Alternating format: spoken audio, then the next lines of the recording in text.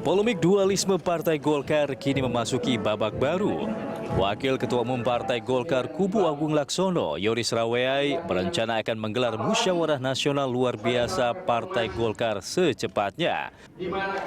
Rencana Munaslup sendiri akan digelar sebelum Pilkada serentak berlangsung pada 9 Desember 2015 mendatang.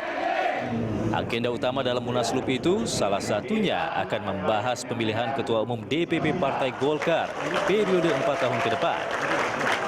Khusus Ketua Umum DPP Partai Golkar Kubu Agung Laksono dan Abu Rizal Bakri tidak diperkenankan untuk mencalonkan diri kembali sebagai Ketua Umum. Munaslup itu pun diakui Yoris setelah mendapat persetujuan dari mantan Ketua Umum Partai Golkar Yusuf Kala. Munaslup sendiri rencananya akan digelar pada Oktober 2015 mendatang. Lalu, apakah Munas luar biasa dapat menyelesaikan konflik dualisme di tubuh Golkar? Atau bahkan Munas tersebut akan menjadi babak baru bagi kedua kubu? Konflik dualisme Partai Golkar mulai mudah-mudahan menemukan titik terang. Jelang Pilkada serentak 9 Desember mendatang, Partai Golkar berencana akan menggelar Munas luar biasa sebelum Pilkada berlangsung. Dan untuk membahas hal ini sudah hadir di studio Wakil Ketua Umum Partai Golkar hasil Munas Ancol, Yoris Raweai. Kami juga mengundang Anda untuk berpendapat atau memberikan komentar lewat SMS ke nomor 081183355551 atau melalui pesawat telepon di nomor 021529308 atau 021529311 dan kami juga akan mencoba untuk mengundang struktur dari kubu Munas Bali. Bang Yoris, ini langsung saja kalau kita melihat rencana Munaslup ini. Kalau kita mencoba mereview ke belakang, ketika ada usulan Munaslup itu termasuk Bang Yoris sebetulnya menolak?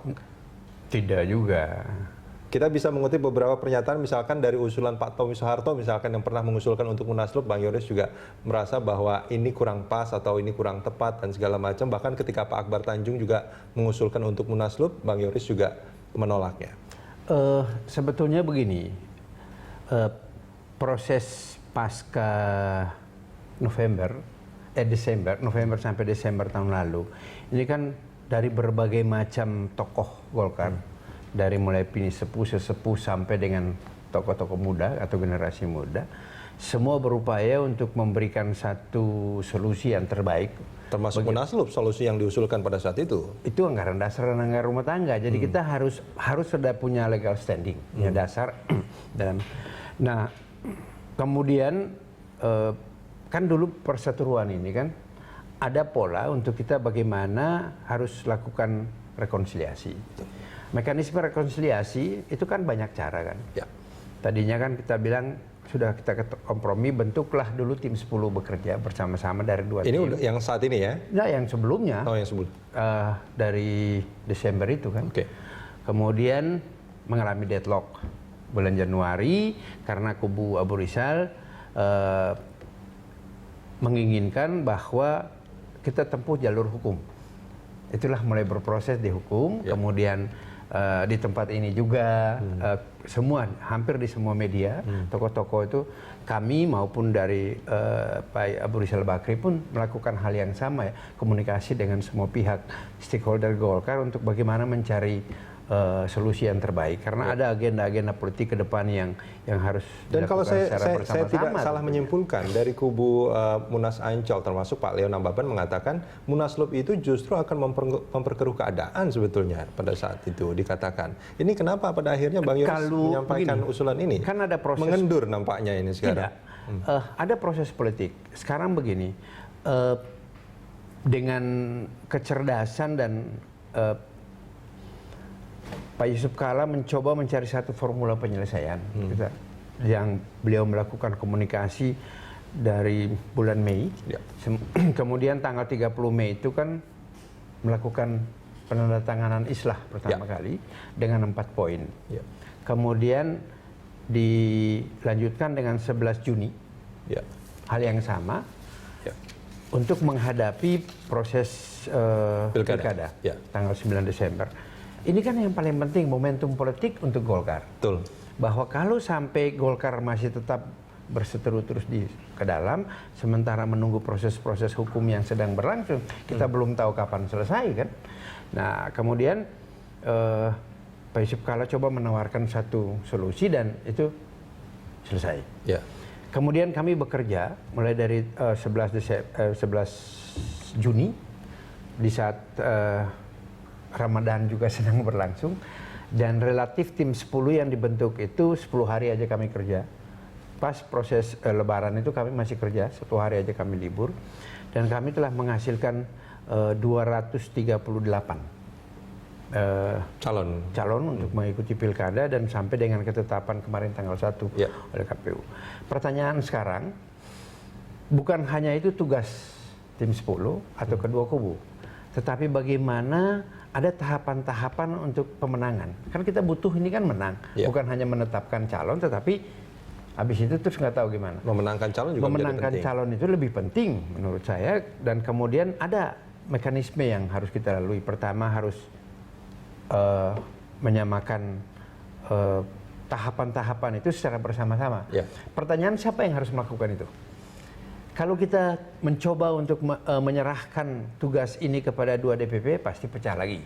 Karena masing-masing punya kekuatan kan yang selama ini kan. Nah, melalui tim 10 ini yang digagas oleh Pak Yusuf Kala, ini minimal konflik ini sudah mulai mereda. Ada kesamaan persepsi di situ, idealisme mulai muncul bahwa kita berpikir Golkar lah lebih penting. Tanggal 9 ini menjadi parameter ukuran bagi Golkar mau survive dan sukses di 2019 dan seterusnya. Tapi pertanyaannya, Bang Yoris, mengapa terus tiba-tiba muncul harus dilakukan munaslup pada usulannya Oktober ini ya? Tidak ada alternatif lain. Tidak ada alternatif lain. Sekarang begini. Sebetulnya ada alternatif lain. Apa? Kan? Menunggu putusan banding misalkan. Putusan banding kapan? Ada banding nanti setelah ada itu kasasi. Kan ada kasasi, ada APK lagi.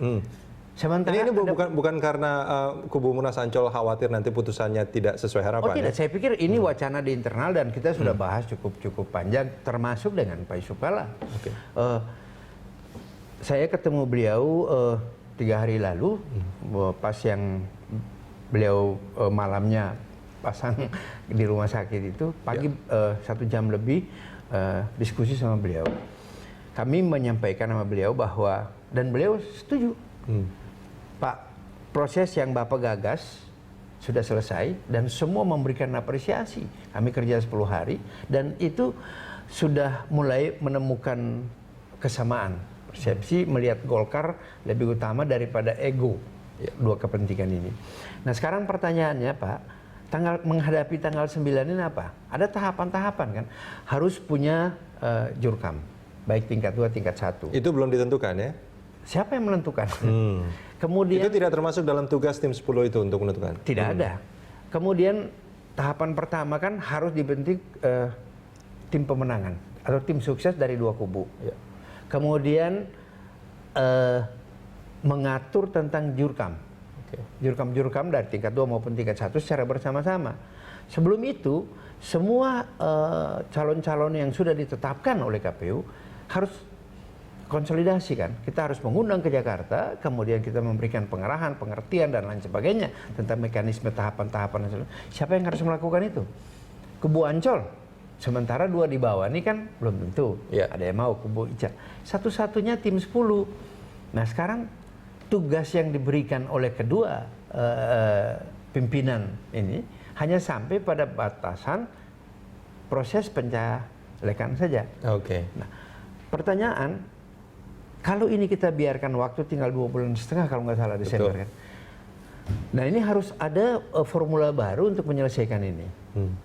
Agar Golkar definitif, Golkar yang solid, kolektif, kolegial, bersama-sama untuk mulai memenangkan tahapan-tahapan. Mekanismenya apa coba saya tanya? Saya nggak tahu. Ada alternatif. Selain itu, satu-satunya Munas atau Munaslup. Di dalam pasal 30 anggaran rumah tangga kita tentang musyawarah dan rapat-rapat itu hanya ada dapat 2. Satu Munas, satu Munaslup. Nah, Bang Yoris, artinya kan gini, kalau misalkan Munaslup itu, ini apakah sudah koordinasikan, dikomunikasikan dengan kubu Munas Bali? Saya pikir kita waktu di dalam tahapan sejak Desember sampai Januari tim 10 awal, tim rekonsiliasi, kemudian masuk kepada tim 10 tahapan kedua proses pilkada ini, wacana itu berkembang terus. Kan kita berpikir Wacana berkembang, tapi apakah sudah ada respons? pasti ini bersama-sama kan. Oke. Kita berbicara tentang politik ini Responnya kan bukan apa? reaktif tetapi responsif. Responnya apa? Saya pikir semua berpikir punya pikiran yang sama. Tinggal bagaimana kita mencari formula yang terbaik, kemudian menyampaikan itu secara bersama-sama di kedua kubu. Tentunya pertama kepada kedua tokoh ini. Oke. Mereka ini tokoh yang kita harus hargai, kita hormati. Jadi apapun ini akan bergantung kepada dua ketua umum Golkar masing-masing Munas. Bang Yoris, kita jeda sebentar, kita akan lanjutkan ini di segmen berikut.